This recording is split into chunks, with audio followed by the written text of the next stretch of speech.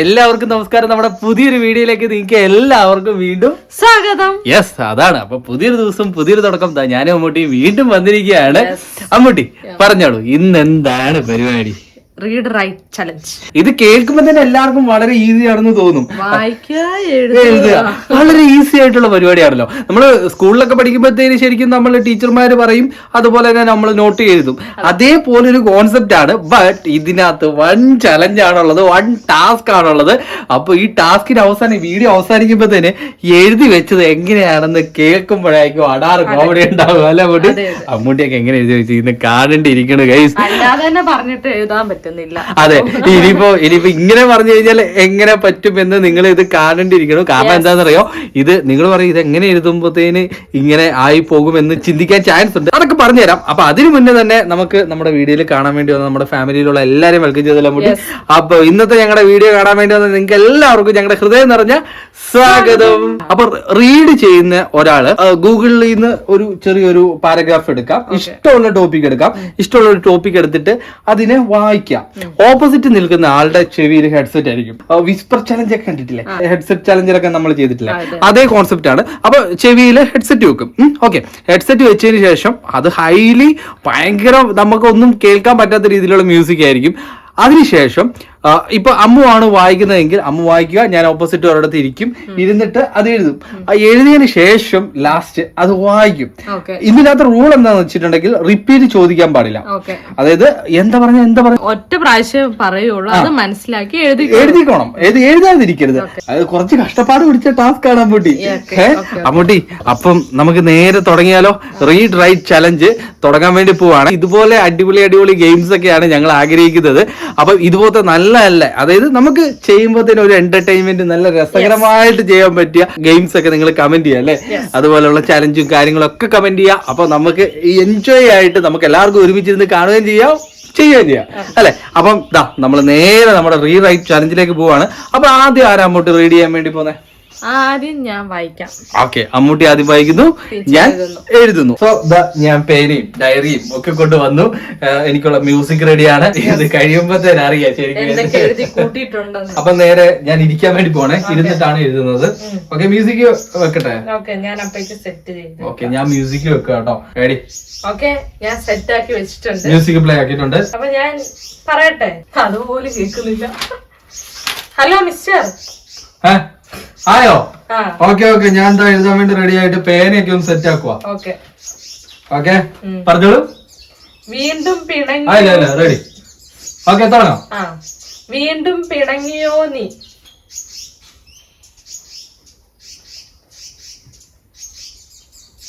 Okay, കഴിഞ്ഞോ? പറയുന്നത് തിരിയുന്നുണ്ടോ?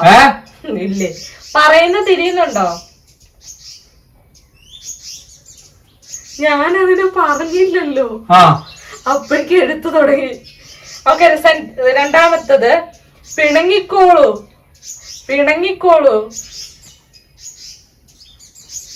നീ എത്ര പിണങ്ങിയാലും ഞാൻ വീണ്ടും വരും ഇണങ്ങാൻ. നീ എത്ര പിണങ്ങിയാലും ഞാൻ വീണ്ടും വരും ഇണങ്ങാൻ. എന്തെങ്കിലും മനസ്സിലായോ? വെക്കാതെ എഴുത് ചെക്ക. നിർത്തി പറ, എന്തായാലും എനിക്ക് അറിയാൻ പറ്റുള്ളൂ. ആണോ? ഞാൻ പറയുന്നത് തിരിയുന്നുണ്ടോ? ഒരു വേർഡ് എനിക്ക് പറയാൻ പറ്റുള്ളൂ. ഒരു നിർത്തി പറ. ഇവിടെ എനിക്കാണ് ചെവി വെക്കാത്ത ഇവനാ. നിർത്തി പറയണം. നേരത്തെ പറഞ്ഞൊന്ന് നിർത്തി പറഞ്ഞേ. അതിലെയോ? നേരത്തെ പറഞ്ഞേ. നീ എത്ര പിണങ്ങിയാലും.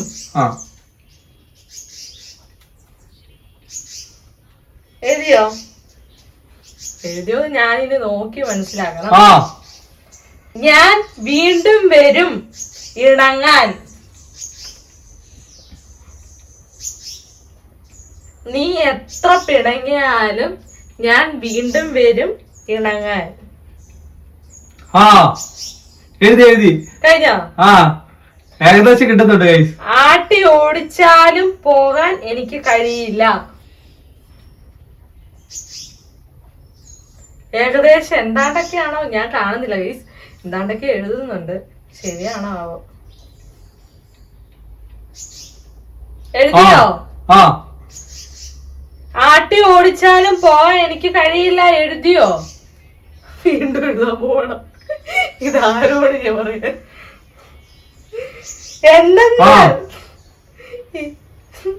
എന്തെന്നാൽ നിന്നെ നഷ്ടപ്പെടുത്താൻ എനിക്ക് വയ്യ. നിർത്തി പറയും. എന്തെന്നാൽ എന്താ കിട്ടി അതിന് എനിക്ക് കിട്ടിയില്ല. എന്തെന്നാൽ നിന്നെ നഷ്ടപ്പെടുത്താൻ എനിക്ക് വയ്യ. എനിക്ക് വയ്യ. എഴുതിയോ? കിട്ടുന്നുണ്ട്. കഴിഞ്ഞോ? ഇല്ല. ഇവിടെ എന്തൊക്കെയോ പറയുന്നുണ്ട്, എനിക്കൊന്നും മനസ്സിലാകുന്നില്ല. ഇത് ഇതിനകത്ത് തന്നെ ഉള്ളതാണോ? അല്ല, എന്റെ സ്വന്തം കൃത്യ. നീ എന്താ എഴുതിയത് എനിക്കറിയില്ല. നിന്നെ പോലെ ഒരാളെ എനിക്ക് കിട്ടിയിട്ടില്ല. നിന്നെ പോലെ ഒരാളെ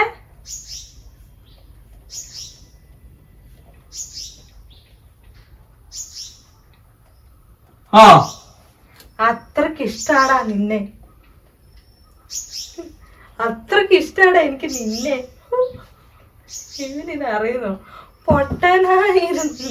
ഒന്നുകൂടെ പറയോ? അത്രക്ക് ഇഷ്ടാടാ നിന്നെ. ആരോടാ ഈ പറയുന്നത്? മതി. മതിന്നാ നിർത്തിയതാണോ? ഓ ഓക്കെ കഴിഞ്ഞു. മതിന്ന് എന്തായാലും മനസ്സിലായിട്ടുണ്ട്.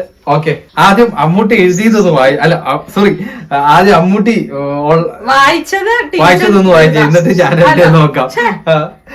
നീ എന്താണോ എന്നോട് വായിച്ചത് അത് ഒന്ന് പറഞ്ഞേ. റീഡ് ചെയ്തത് ഞാൻ ഇവളിപ്പൊ പറയും, എന്നിട്ട് അതിനുശേഷം ഞാൻ റൈറ്റ് ചെയ്തെന്താ ഞാൻ പറയാം കേട്ടോ. ഏകദേശം എനിക്ക് കറക്റ്റ് ആയെന്ന് എന്റെ തോന്നുന്നത് കേട്ടോ. ഇത് സൗണ്ട് വെച്ച് കഴിഞ്ഞിട്ടുണ്ടെങ്കിലുണ്ടല്ലോ, പിന്നെ നമ്മള് അത് കംപ്ലീറ്റ് നമ്മൾ മനസ്സിലാക്കി എടുക്കാന്ന് വെച്ചിട്ടുണ്ടെങ്കിൽ ഇച്ചിരി ടാസ്ക് പിടിച്ച പരിപാടിയാണ് കേട്ടോ. വീണ്ടും പിണങ്ങിയോ? നീ പിണങ്ങിക്കോളൂ. നീ എത്ര പിണങ്ങിയാലും ഞാൻ വീണ്ടും വരും. ഇങ്ങനെയൊക്കെയായിരുന്നു അല്ലേ?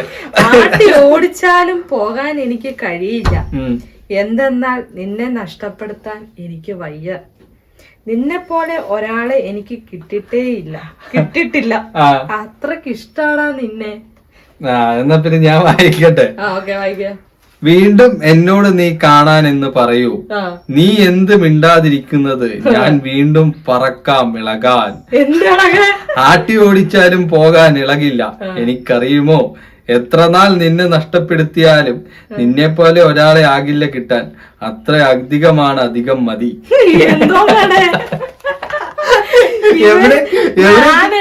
എവിടേക്കോ എനിക്ക് കിട്ടി. വീണ്ടും എന്നോട് നീ അവസാനം പറഞ്ഞ മതി വരെ എഴുതി അതെനിക്ക് കറക്റ്റ് കിട്ടി. ഞാനോട് ഇതിനകത്ത് ഇടയ്ക്ക് ഉള്ളതാണെന്ന്. സോ ഇതാണ് കേട്ടോ, ഇത് ഡെയിലി ടാസ്ക് പരിപാടിയാണ്. അപ്പൊ ഇനിയിപ്പോ ഈ ബുക്ക് കൊടുത്തിട്ട് നേരെ അമ്മുവിനെ കളിക്കളത്തിലേക്ക് വിടുകയാണ്. അപ്പൊ go to right. Ready? Hi എന്തായാലും അവൾക്ക് കിട്ടും. ഹായ്. നല്ല പഴുത്ത മുന്തിരിയുടെ മണം. നല്ല പഴുത്ത മുന്തിരിയുടെ മണം. എവിടേക്കോ കിട്ടുന്നു കേട്ടോ. കേളുക്കുറുക്കൻ ചുറ്റും നോക്കി. എഴുത്. ഒന്നുകൂടെ പറയാ. കേളുക്കുറുക്കൻ ചുറ്റും നോക്കി. കേളുക്കുറുക്കൻ ചുറ്റും നോക്കി. ഇത് സംഭവം നമ്മൾ എഴുതുമ്പോഴത്തേന് നമ്മള് വിചാരിക്കും ഇത് കറക്റ്റ് ആണോ, പിന്നെ രണ്ടാമത് നോക്കുമ്പോ ഇത് എവിടെയോ ഒരു മിസ്റ്റേക്ക് ഇല്ലേ തോന്നിപ്പോ. അതാ മുന്തിരി കുലകൾ. ഇതൊരു ചെറിയൊരു ഷോർട്ട് സ്റ്റോറിയാണ് കേട്ടോ. അപ്പൊ അത് ഗൂഗിളിൽ സെർച്ച് ചെയ്തപ്പോഴത്തേനും കിട്ടിയതാണ് കേട്ടോ. അതാണ് എടുത്ത് ഇവളുടെ മുന്നിൽ ഇപ്പൊ ഞാൻ പയറ്റുന്നത്. കുറുക്കന്റെ വായിൽ വെള്ളമൂറി. കുറുക്കന്റെ വായിൽ വെള്ളമൂറി. എന്തെല്ലാം എഴുതിയത്? കട്ടപ്പന. ഇവള് കട്ടപ്പനാന്നൊക്കെ എഴുതി വെക്കുന്ന ടീച്ചറെ അവതാരം എന്തൊക്കെയാണ്? കട്ടപ്പനാണോ? ഇവൾക്ക് കേൾക്കുന്നുണ്ടോ? കുറുക്കൻ ചിന്തിച്ചു. കുറുക്കൻ ചിന്തിച്ചു.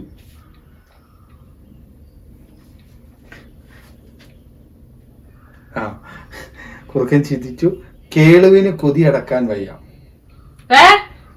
എഴുത്. കാരണം എന്താ പറയുക, ഞാൻ ഇച്ചിരി ഉറക്കെ പറഞ്ഞു പോയി. അപ്പൊ അതുകൊണ്ട് ഇവൾക്ക് ഇത് മനസ്സിലാവുന്നുണ്ട്. അതുകൊണ്ട് നമുക്ക് കുറച്ച്. കുറുക്കൻ ചിന്തിച്ചു. ഇവളെന്താടാ എഴുതി വെക്കുന്നത്? ഞാൻ പറയാത്ത സാധനമൊക്കെ എഴുതി വെക്കുന്നത്. കേളുവിന് കൊതി അടക്കാൻ വയ്യ. കേളുവിന് കൊതി അടക്കാൻ വയ്യ. കഷ്ടപ്പെട്ടിരുന്ന് എന്തൊക്കെയോ എഴുതുന്നുണ്ട് കേട്ടോ. ലാസ്റ്റ് നമുക്ക് അറിയാം ഇതെന്തൊക്കെയോ ഇവിടെ സംഭവിക്കുന്നത്. കേളു മുന്തിരി കുലക്ക് നേരെ വായും പൊളിച്ചു ചാടി. കേളു മുന്തിരി കുലക്ക് നേരെ വായും പൊളിച്ചു ചാടി. എന്തൊരു ചാട്ടമാണ്, വല്ലാത്ത ചാട്ടമാണ്.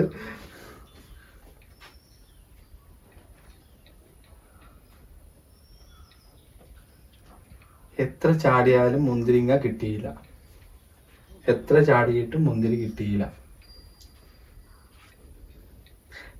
നല്ല അടിപൊളിയായിട്ട് എഴുതുന്നുണ്ട് കേട്ടോ. എക്സാമിന് പോലും ഇവിടെ ഇങ്ങനെ എഴുതിയിട്ടുള്ളത് ഞാൻ കേട്ടിട്ടില്ല.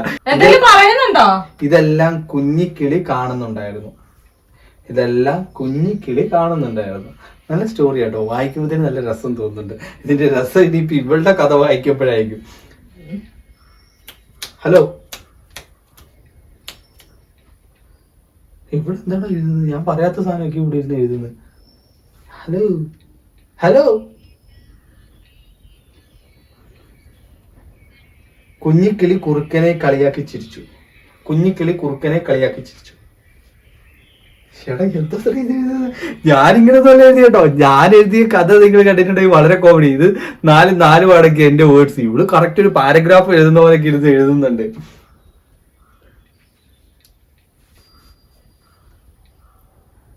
അപ്പോൾ കുറുക്കൻ പറഞ്ഞു. അപ്പോൾ കുറുക്കൻ പറഞ്ഞു, അയ്യേ ആർക്ക് വേണം ഈ പുളിയൻ മുന്തിരിങ്ങ. അയ്യേ ആർക്ക് വേണം ഈ പുളിയൻ മുന്തിരിങ്ങ.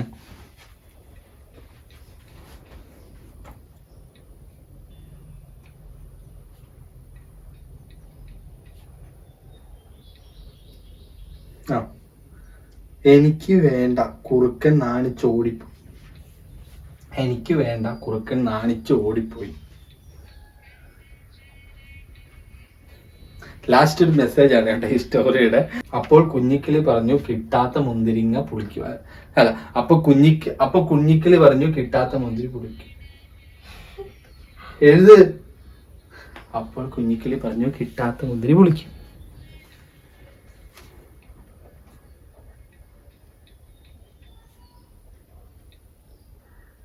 എന്നെ എഴുതി നോക്കുന്നെന്തിനാ? നീ എഴുത്. ഓ ഇതിപ്പോ പണ്ടത്തെ ഈ എക്സാമിനൊക്കെ ടീച്ചർ നമ്മൾ എഴുതുമ്പോഴേ നിങ്ങൾക്ക് അങ്ങനെ ഒരു എക്സ്പീരിയൻസ് ഉണ്ടെങ്കിൽ പറയണം കേട്ടോ. അത് നമ്മൾ ഈ എക്സാമിനൊക്കെ എഴുതുമ്പോഴത്തേന് ഓപ്പോസിറ്റ് നമ്മൾ കഴിഞ്ഞു. ആ എക്സാമിന് ടീച്ചേഴ്സ് ഒക്കെ വന്ന് നമ്മുടെ അടുത്ത് വന്ന് ഇങ്ങനെ നോക്കിയിരിക്കും. നമുക്കൊരു ഡൗട്ട് വരില്ല, ഇനി എഴുതണോ വേണ്ടയോ എന്ന് പറഞ്ഞിട്ട് മിണ്ടായിരിക്കും. ഒരു കാര്യം പറഞ്ഞു തീർക്കട്ടെ, എഴുതണോ വേണ്ടയോ എന്ന് പറഞ്ഞിട്ട് നമ്മൾ ഇങ്ങനെ നിൽക്കുകയല്ലേ.